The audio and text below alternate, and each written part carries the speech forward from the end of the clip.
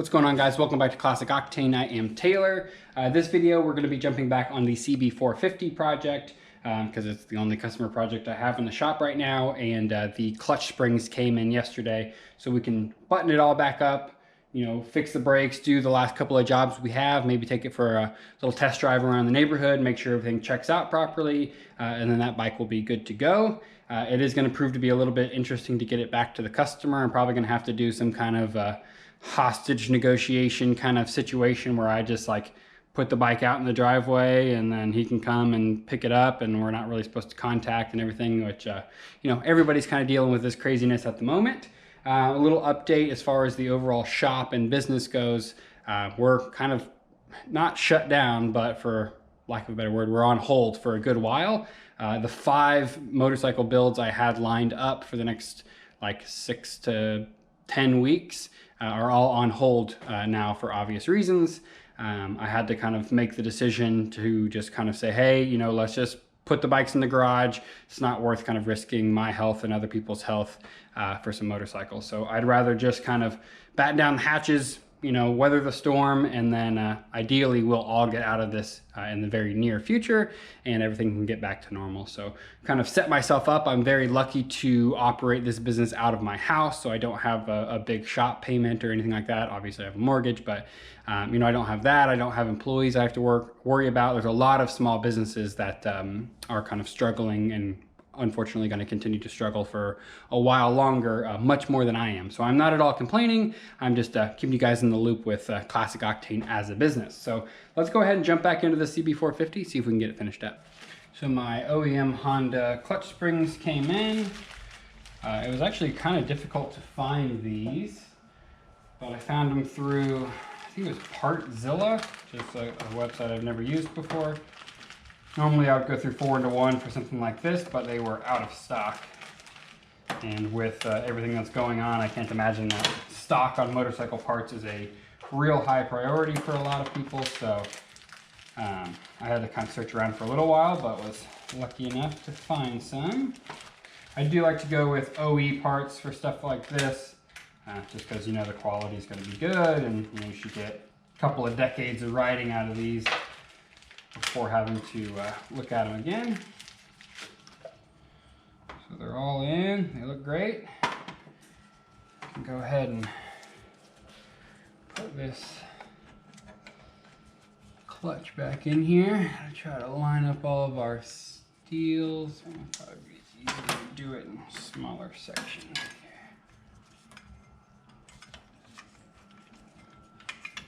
I have to do it one by one.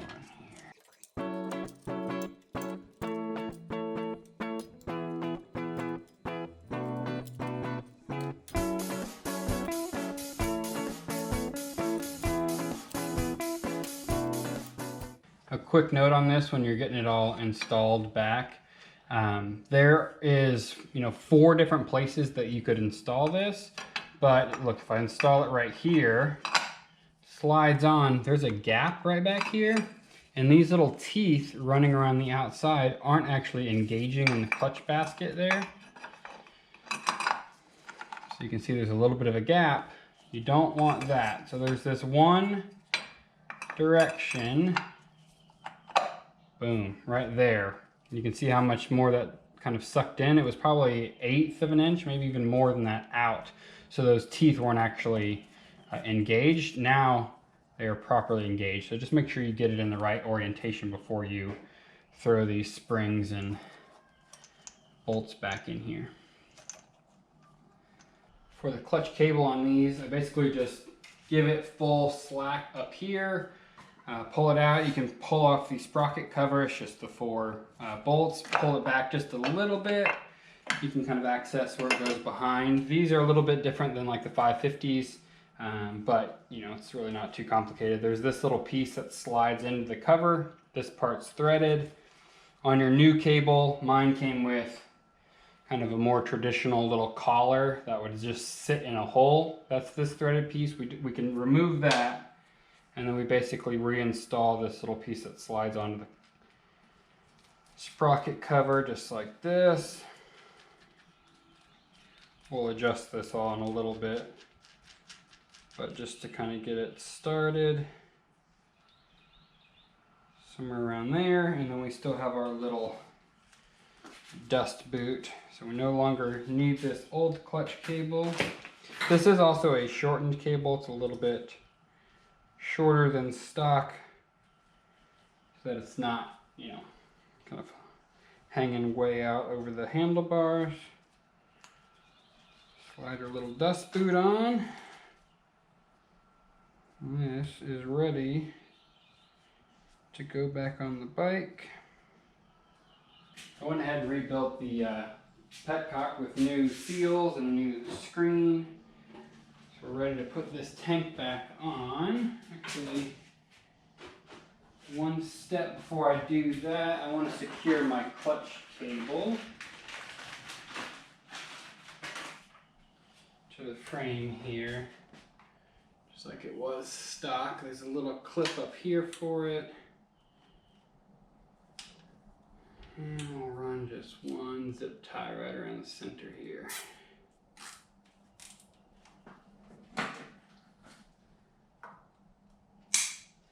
So keep it out of the way. Make sure we don't have any binding or anything. Feels good. Okay, so we can throw our tank on.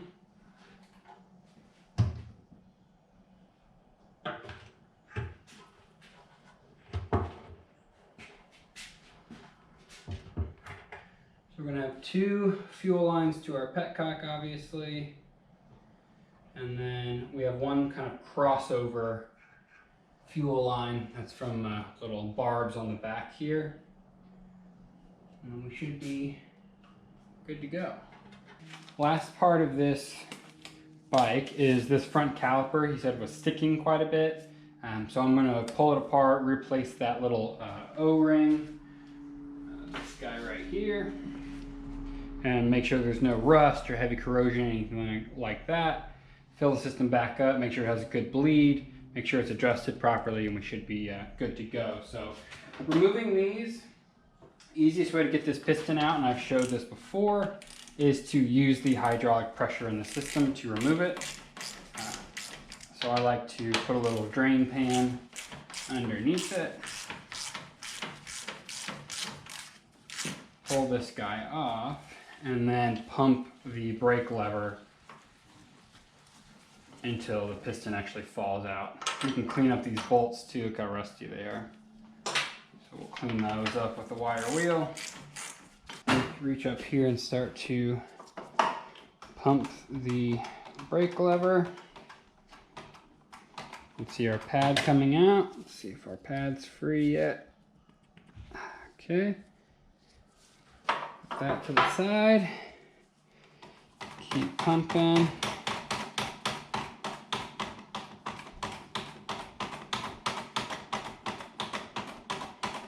Any second now.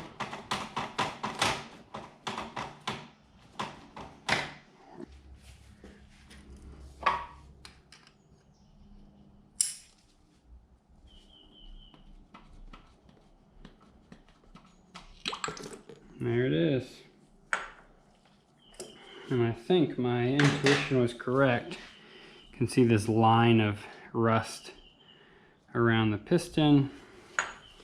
Inside that bore has definitely got some rust, so we'll clean all that out. I'm not too concerned about rust around here where the pad is. It's more down in the actual caliper itself where this piston rides. And you can see anytime there's going to be rust like this from a bike sitting for a while, it can cause that caliper to not move back and forth freely like it should, which is going to give you some weird brake feel, a little bit of binding and stuff. So for the, 10-minute job that this is, it's worth doing.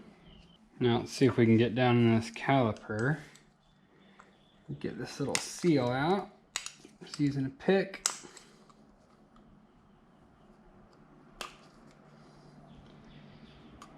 Okay, just freed it up. There we go. That's it. It's our crusty old, this is pretty hard, caliper seal. Now I can come in here and get some brake parts cleaner out and just give this a really good spray. There's some gunk down in there. It's also a good time, you know, or a side effect of this is we get to do a full brake flush with fresh fluid as well. Inside's all cleaned up. I'm gonna go ahead and slide in our new seal. Trying to get it down the little groove in there. Okay, make sure it's nice and flat all the way around. Everything looks good. Can slide our piston in. We don't want to go too far in, but you know, enough to where we have some clearance with our brake pad. Go about right there. Leave it like that. Let me go clean up these mounting bolts on the wire wheel, and then we can put this back together, and I'll show you guys again. I've showed, you know, this whole process quite a few times, but I'll show you guys again how I like to fill these systems to make bleeding them 100 times easier.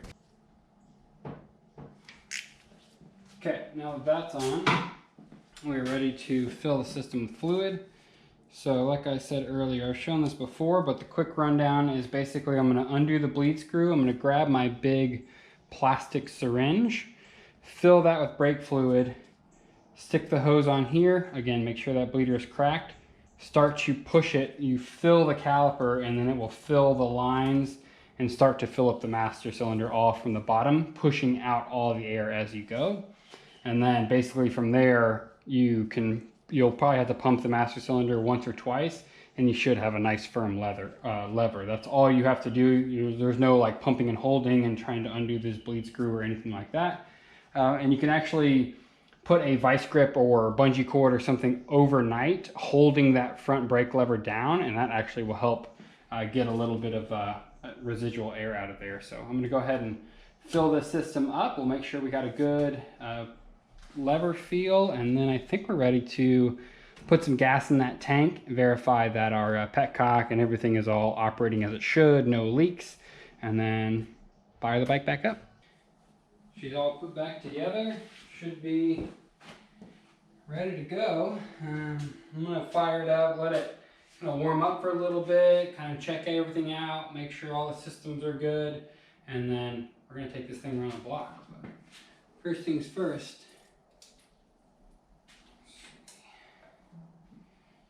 fuel's on.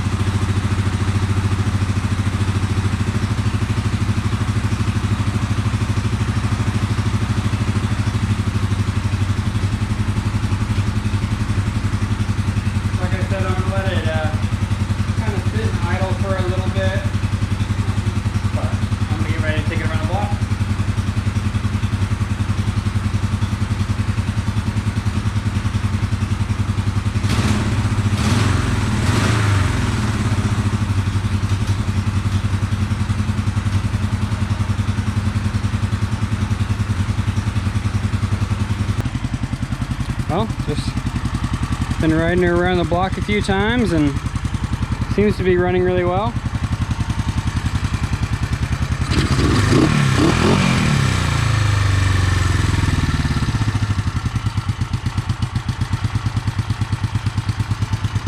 No complaints, pulls nicely, seems to be jetted pretty well. It's probably just a smidge on the rich side, but you know, I'd rather that than on the lean side, so I think we're going to leave it as is, but it's ready to go back to the customer, and hopefully he can enjoy it now that riding season is officially here.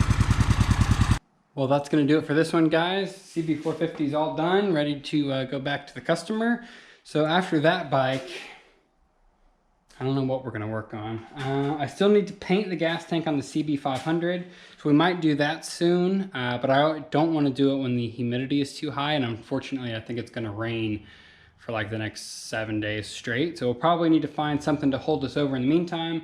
I have a little bit of work to do on the Camaro. I'll probably take you guys along the way there. I obviously have a lot of work to do of cleaning up the shop, but I probably won't bore you guys with a video of that. So I appreciate you guys watching. I'll scrounge around and try to make some content over the next couple of days. I have not shown you guys the yellow Land Rover Defender or Discovery out there.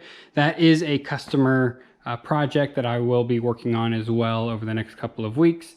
Basically, it hasn't run in a while, so we might do like a will it run video on that or something. If you guys are interested, you can let me know down below. If not, I can just kind of knock that out off camera and then keep this kind of more classic cars and motorcycles on the channel. But again, appreciate you watching. Everybody stay safe out there. Thanks for liking and subscribing, all that good stuff. And I'll see you guys soon.